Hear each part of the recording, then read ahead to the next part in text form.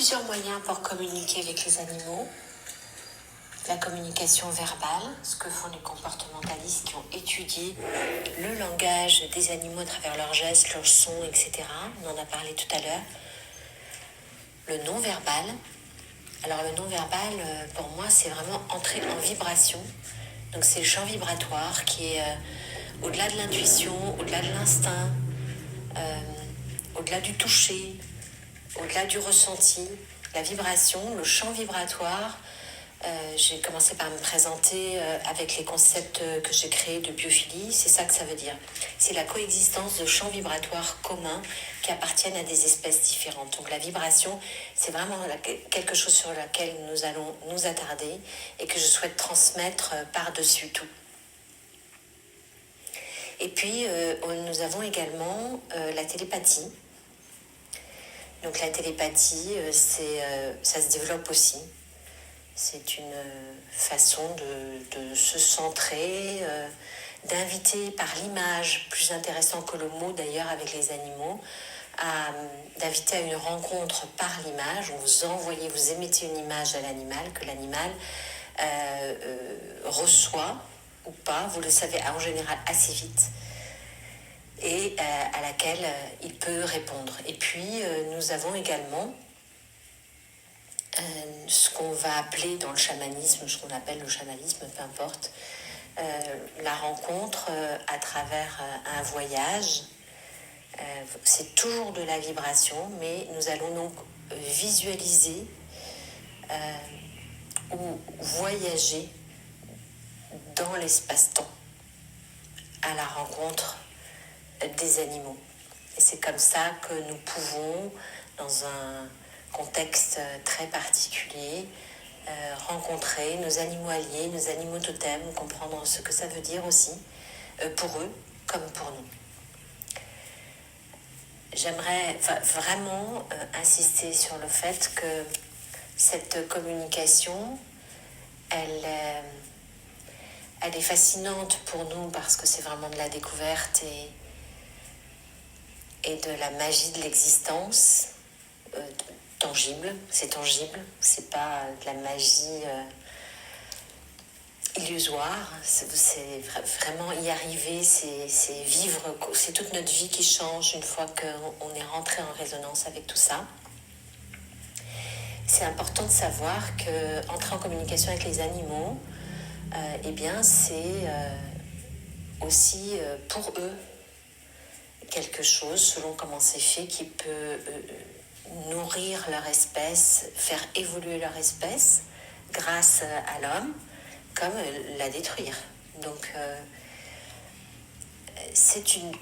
il faut comprendre que la communication, elle se fait de façon interespèce, c'est-à-dire vous n'appartenez pas à l'espèce animale, l'animal n'appartient pas à l'espèce humaine. Ça, c'est hyper important, notamment pour les animaux domestiques. Donc, vous communiquez de façon en interespèce, mais au même niveau. Il n'y a pas de supériorité, il n'y a pas d'infériorité. On communique au même niveau entre espèces différentes. Et alors, on peut être vraiment surpris du résultat.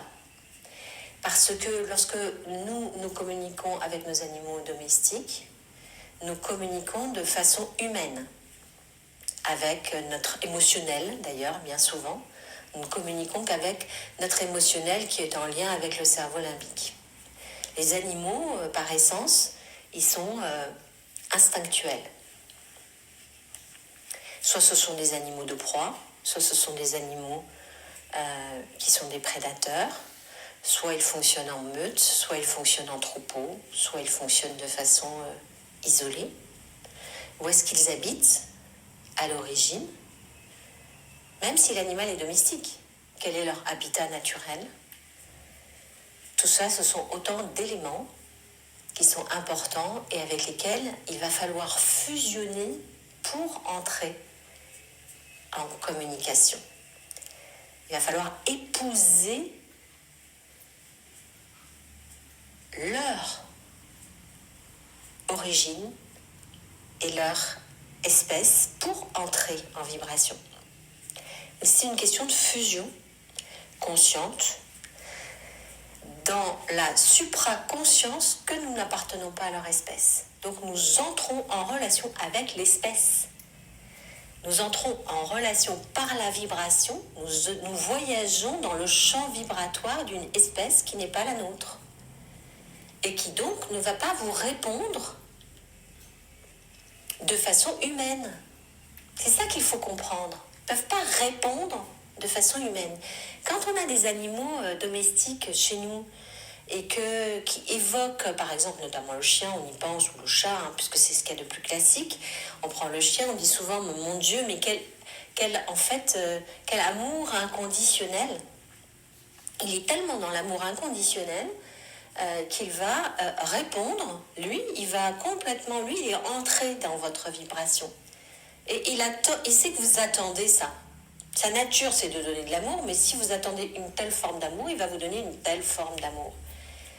Mais si vous entrez dans son champ vibratoire et que vous l'interrogez en tant qu'espèce, appartenant à une meute, descendant potentiellement du loup, et que vous allez vraiment vous le rencontrer, non pas seulement attendre qu'il vous apporte son cliché, j'ai envie de dire, d'amour inconditionnel. Donc si vous entrez dans son champ vibratoire, vous allez pouvoir être surpris de la réponse.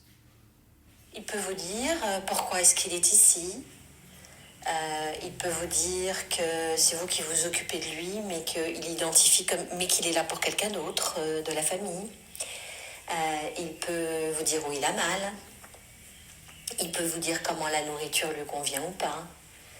Vous allez pouvoir avoir des informations sur ses besoins et peut-être que vous ne pouvez même pas y répondre.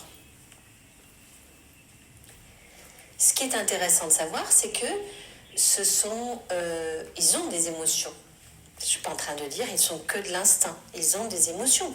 D'autant plus qu'il y a à la fois à l'origine à quelle espèce ils appartiennent, est-ce qu'ils sont des animaux de meute, etc. Qui est le chef de meute dans la maison? Est-ce que c'est lui? Est-ce que c'est vous? Il y a tout ça. Et en même temps, il y a eu aussi toute une forme de lignée chez eux, de domestication à laquelle ils sont aussi habitués.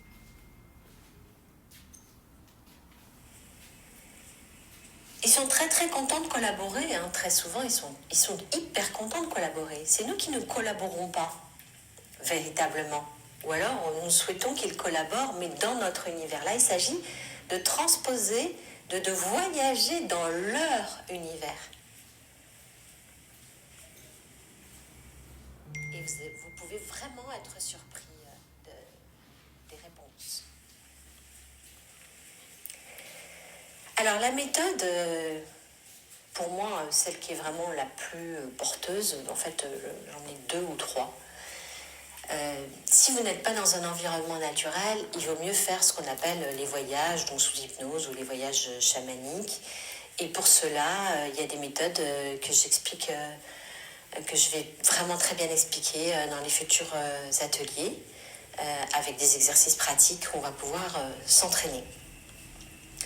Si vous êtes dans un environnement naturel et vous avez la possibilité d'être dans un environnement naturel, pleinement naturel, très régulièrement, eh bien, écoutez, le préalable du préalable, c'est de se promener en laissant pénétrer les sons de la nature dans les oreilles, en marchant plutôt pieds nus en contact et donc en regardant ce qu'il y a sous vos pieds, en sentant l'air sur votre peau, ou l'absence d'air, ou l'humidité, en ouvrant tous vos 5 sens déjà. Pour entrer en vibration, il faut quand même ouvrir les premiers 5 sens, ça c'est sûr. Donc on peut même goûter la rosée du matin, on peut goûter la terre, si c'est une terre vivante. Et donc s'entraîner à choisir un animal qui est présent dans le champ dans lequel vous êtes et l'observer. Il faut savoir observer la nature, donc vraiment entrer dans l'observation du vivant dans son environnement, du vivant qu'il y a autour de vous, dans l'environnement. Et ça, c'est vraiment le préalable. Donc, c'est contemplatif, c'est actif à la fois. Et exercer le regard à être dans du micro. Donc, si par exemple, vous avez de l'herbe juste sous vos pieds, peut-être vous asseoir. Et d'abord, c'est de l'herbe, mais si je ne fais que regarder ce point focus, je vais peut-être voir la fourmi qui passe, je vais peut-être voir la goutte de rosée en plus. Je vais donc exercer son regard. Et forcément, vous allez respirer de toute façon mieux dans cette contemplation. Et puis, exercer le regard au loin, exercer le regard au très près, version souris, vous avez vu le champ de vision d'une souris, et exercer son regard au loin, version aigle. Donc, ça, ce sont des exercices qui vont vraiment vous mettre en prédisposition pour entrer en vibration avec le monde animal et vous entraîner régulièrement, peu importe les animaux domestiques que vous avez, avec des oiseaux, une abeille, une fourmi et votre animal domestique. Mais pas que votre animal domestique. Et vous avez vu, en disant domestique, on est presque choqué. Parce qu'en fait, il s'agit de réensauvager, c'est pas un terme qui m'appartient, il s'agit de réensauvager la relation. Et donc, de sortir de la domestication pour entrer en résonance avec le monde animal. Ensuite, on a aussi j'ai en ma possession aujourd'hui, j'ai la chance extraordinaire et je remercie tous les créateurs de ce genre de concept d'entrer en accélération vibratoire pour communiquer avec les animaux à travers des élixirs, les élixirs filles que je peux vous indiquer qui vont donc les élixirs filles, c'est comme les élixirs de Bach qui sont liés au monde végétal. Et là, il y a effectivement des plantes en élixir. Donc, vous avez vu que les élixirs de fleurs de Bach, c'est déjà de la vibration, puisqu'en fait, on n'extrait pas les plantes. Ok ?